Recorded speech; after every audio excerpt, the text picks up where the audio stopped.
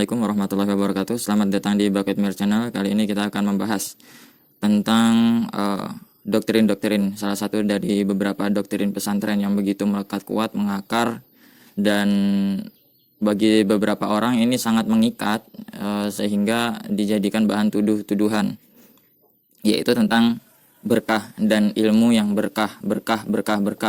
Ini berkah, itu berkah, seperti itu. Seperti salah satu kisah dari guru saya, bahwasanya dulu ada temannya atau mungkin kakak kelasnya bahkan itu sangat pintar, luar biasa membaca kitab-kitab itu tanpa belajar, tanpa mutolaah sudah bisa lancar, macamnya wolak-walik istilahnya gitu kalau orang Jawa. Kemudian dia karena ada satu kesalahan gitu, satu kesalahan yang entah itu sebabnya apa tidak dijelaskan, intinya dia pengen pindah pondok atau pengen pulang. Kalau tidak salah pengen pindah pondok, tapi cuman kemudian kata kiainya jangan, seperti itu. Tapi dia tetap ngengkel. Setelah itu dia ternyata di pondok yang lain dia gagal, tidak berhasil lanjut. Akhirnya dia pulang ke rumah, kemudian jadi penderes karet, lalu dikatakan ilmunya tidak berkah. Seperti itu. Sehingga itu menjadi penggiringan opini bahwasanya kalau kita tidak 100% mengikuti guru, tidak 100% mengikuti guru, maka itu alamat sial seumur hidup. Dan pekerjaan yang selain mengajar, menyebarkan ilmu itu sial, adalah bentuk kesialan seumur hidup dan kutukan dari ilmu itu sendiri. Seolah guru-guru zaman dulu itu adalah penyebar kutukan dan penyebar berkah, mirip seperti Tuhan, sampai seperti itu kan. Kemudian kisah kedua adalah tentang teman saya yang dia mondok tapi umurnya sudah tua. Nggak enak kalau mau minta kawannya minta ke orang tua terus. Kemudian akhirnya dia memilih untuk mengajar di tempat lain dan meninggalkan kesempatan mengabdi di awal-awal waktu karena dia mau ngumpulin uang dulu. Kemudian dia dikatakan nggak berkah karena mau nyari uang, ngajar di tempat lain dan lain-lain. Nah ini kita mulai mengendus modus-modus berkah ini seperti apa. Kemudian hal yang terjadi pada saya sendiri gitu, ketika saya mau menyebarkan ilmu ke Jambi, ada seorang saudara saya yang ngomong ilmu yang berkah itu ya disebarin di daerahnya sendiri gitu. Kemudian ketika saya udah ada kesempatan untuk ngajar di daerah saya sendiri, saya diprotes lagi gitu. Penghasilan kamu apa, nafkah kamu apa? Padahal di sini juga udah keluar nafkah. Jadi ngajar jauh diprotes, ngajar di tempat sendiri diprotes, serba salah. Ya memang ini kendala sosial gitu. Tapi cuman yang yang dikait-kaitkan masalah ilmu berkah gitu. Dari sini kita jadi timbul pertanyaan, apa sih definisi berkah gitu? Apa yang dimaksud ilmu berkah secara bahasa dan secara yang diketahui oleh para ulama-ulama yang terdahulu? Mari kita lanjut.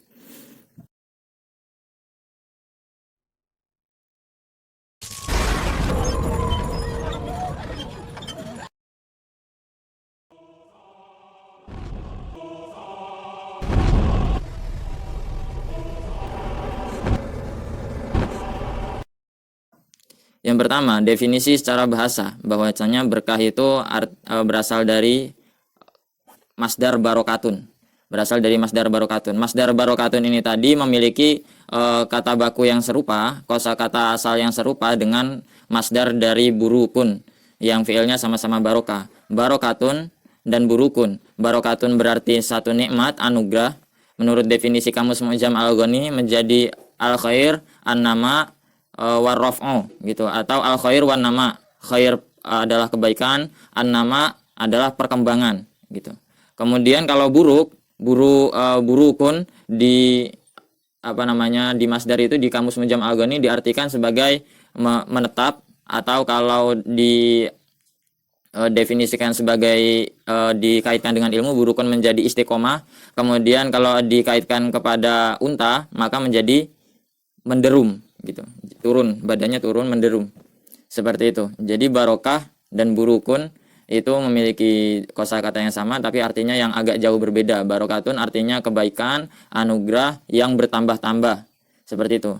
Hampir mirip dengan definisi yang dikatakan oleh Imam Al-Ghazali, yaitu ziyadatul khair, kebaikan yang bertambah-tambah. Kebaikan yang bertambah-tambah artinya dengan definisi ini pengaplikasiannya, ilmu yang barokah adalah ilmu yang kebaikannya bertambah-tambah atau ilmu yang meningkat. Kalau menurut definisi kamus, ilmu atau pengetahuan yang meningkat gitu. kalau peningkatan atau pertambahan kebaikan ilmu itu nggak jauh-jauh lagi dari pengamalan. Imam Al-Ghazali dalam kitabnya Ayyuhal Walad, Ihya Ulumuddin, itu kitab-kitab yang saya tahu dan saya rasa itu kitab yang banyak tersebar di pesantren gitu, yang umumnya tersebar di pesantren. Imam Al-Ghazali menekankan ilmu yang dibarengi dengan pengamalan.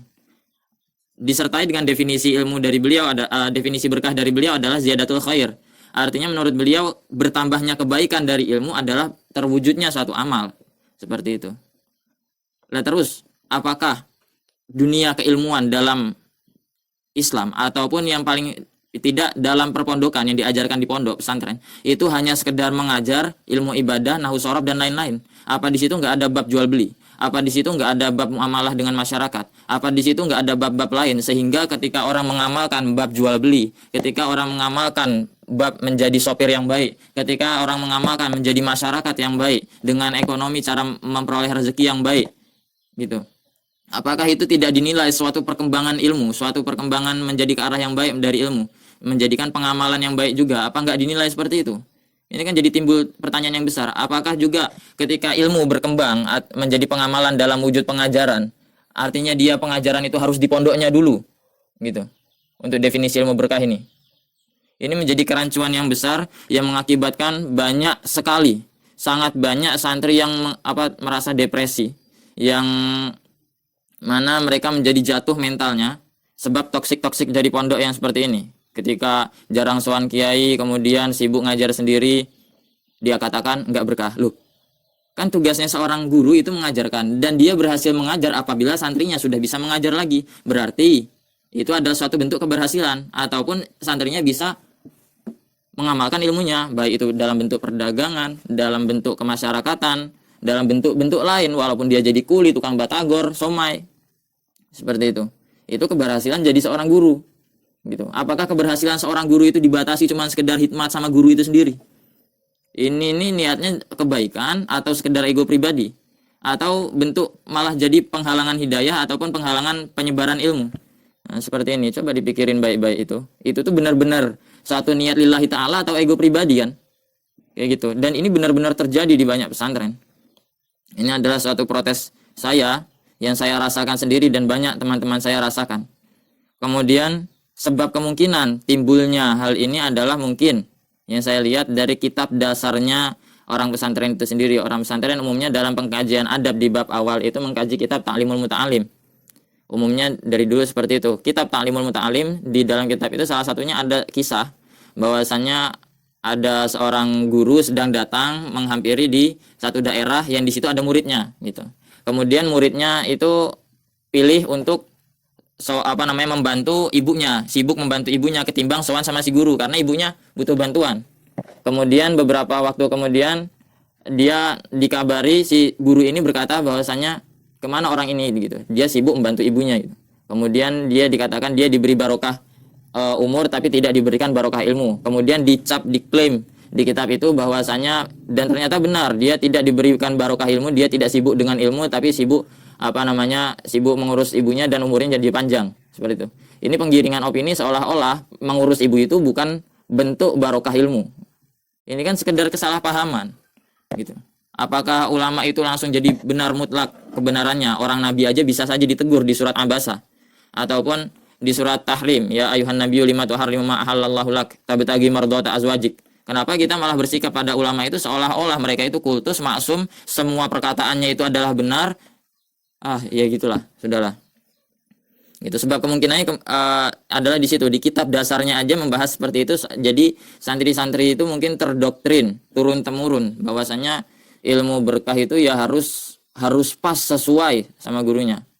Perlu diketahui salah seorang syekh besar dari pesantren saya sendiri, yaitu Kiai Mukhlisun, itu pernah berbeda pendapat dari gurunya, yaitu ketika beliau memutuskan untuk mengikuti gerakan jamaah tabligh, kemudian beliau sowan kepada gurunya.